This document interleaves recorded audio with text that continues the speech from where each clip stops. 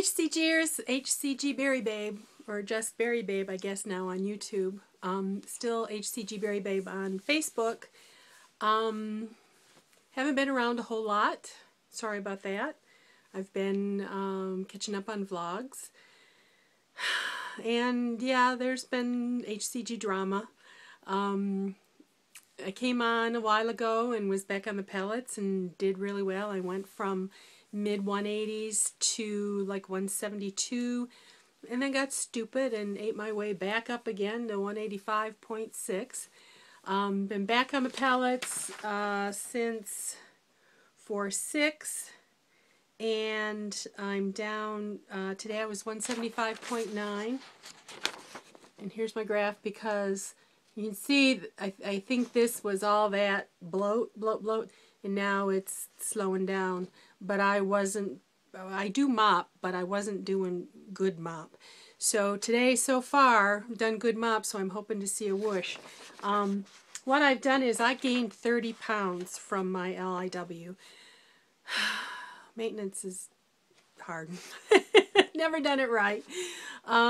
So here's 185. 175, 165, 155, and 155 is my goal. So the green line is 30 pounds in 30 days. And I've got some surgery coming up in June, early June. And I'll be meeting with a plastic surgeon soon in May. And I got to get down there before I see him, or he's not going to let me go any lower. He wants me to stop at 165. And I feel better at 155. So, I've been spending my time lately, besides catching up on vlogs, looking into the keto adapted diet. And once again, it seems like heavy-dobby good things come from you. You're just out in front of the crowd looking into new things. And other people have also been mentioning it, and so I've started researching it, which is what I typically do, is read and look, so that by the time I do start, I have a handle on what's going on. I've done low carb before, multiple times, and with quite a bit of success, actually, although it's just almost like HCG. The first time you do it to lose weight, excellent success, and then it's hard to get back on again. I've been watching some of the medical doctors. There are two, Volek and Finney, I think their names are, and if you go to my favorites, I have a playlist that I've started for keto. And they're talking about what it is and all of those things. So why it works. And you know, I have known for years and years and years that I needed to give up the carbs. I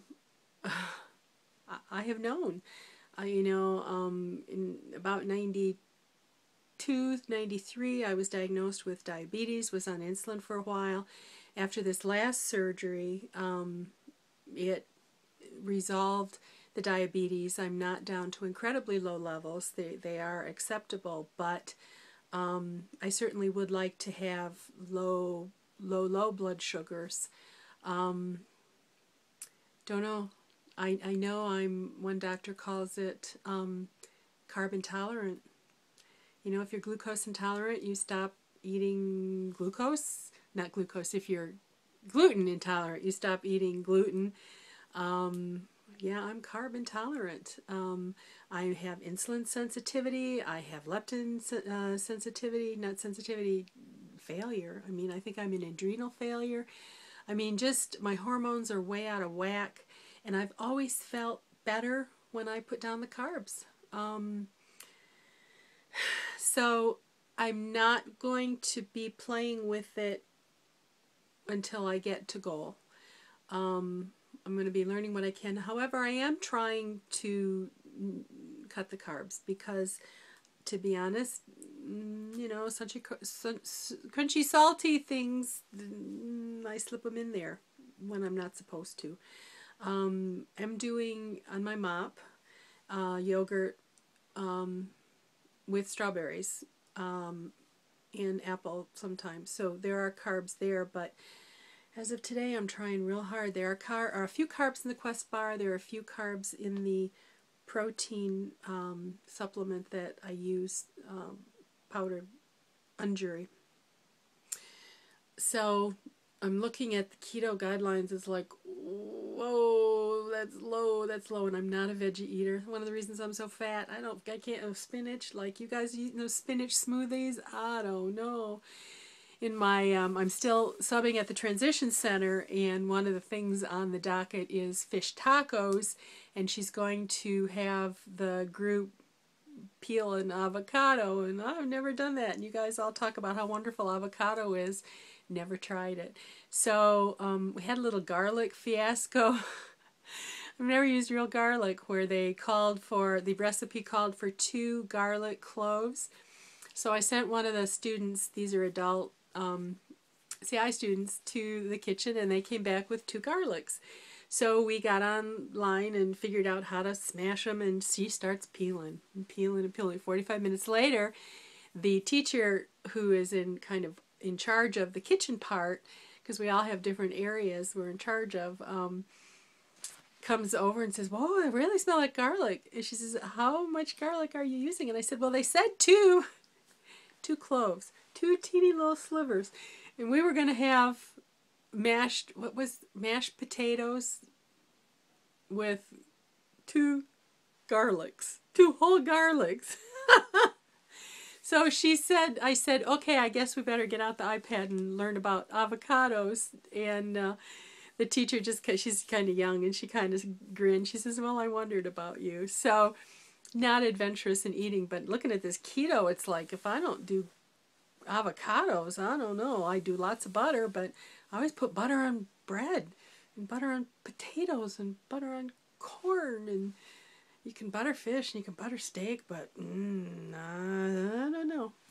So I don't see the keto adapted diet being incompatible with HCG. I truly believe that I need to lose the weight with the HCG and then do maintenance. I've never been able to do maintenance. So if I can, when I start something new, I have a lot of enthusiasm, and I can usually pull off the first round. So if I use my P3 to start the keto adaptive, then maybe I'll have a chance at getting in the 3 weeks compliance with Simeon's P3, because I've never been able to give up the carbs enough. With my surgery, I can sneak in more than I should with my MOP on P2 if I want slower releases. So when you go to P3 and you got to give them up totally, it's like, that's hard. So anyway, things are going. It looks as if the general population doesn't know, but the teacher that I'm filling in for is retiring April the 20th, and if they post her position right away, it's possible I could get bumped before the end of the school year, which with my surgery June 5th, I wouldn't mind it coming that way. I haven't heard whether I've signed up for a grad class. Oh, I know, I'm nuts. It's online. It's only 6 weeks long for 3 credits, so it's going to be and I'm worried because I always eat when I do school. I eat to keep me awake, to keep me focused, and I can't afford to do that this time. I have to have this 3 credits in order to keep my teaching certificate. I don't know if I'm ever going to go back in the classroom, but I want to have it as an option. I'm not ready. When I thought about giving it up altogether, I like being able to say I'm a certified special ed teacher. Among substitutes, that makes me gold. I like to think it's because I'm good, but on paper it makes me gold. So I'm just going on. We finally had a couple of warmer days. I know, I'm sorry, Donna, you're still snowing up there. Our snow is mostly gone. We had storms this weekend, but they're talking snow, 2 inches of snow tonight and 25 degrees, and I'm in the Flint area of Michigan. But just the warmer weather has been, I can't say invigorating because I'm still tired. I'm still dragging. But it's been like, oh, okay.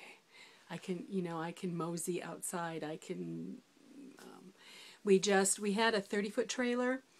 And now that the kids aren't going with us anymore, we downsized. And so we got that all done. So I spent the last week, which was Easter, our Easter break, taking the stuff from too much stuff and trying to put it into about half as much space. And I love doing that kind of thing.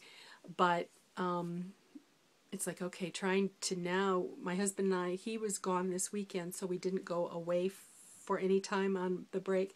But we have a Friday, Saturday, Sunday, and maybe Monday. My school is closed Monday because they have days in the summer, so I'll have to pick up another job someplace on Monday. But so we're going to go to a campground that's not too far away for our Virgin Maiden voyage on this trailer to see how things work. So I'm looking forward to that. Oh, names. My grown-up name is Cheryl, and my middle name's Susan, Cheryl Susan. And my little sister used to call me Sherry Susie when she was little. For my family, I was always Sherry. To my mother, I was Sherry Berry. When I was Cheryl in school, they called me Cheryl Barrel. No.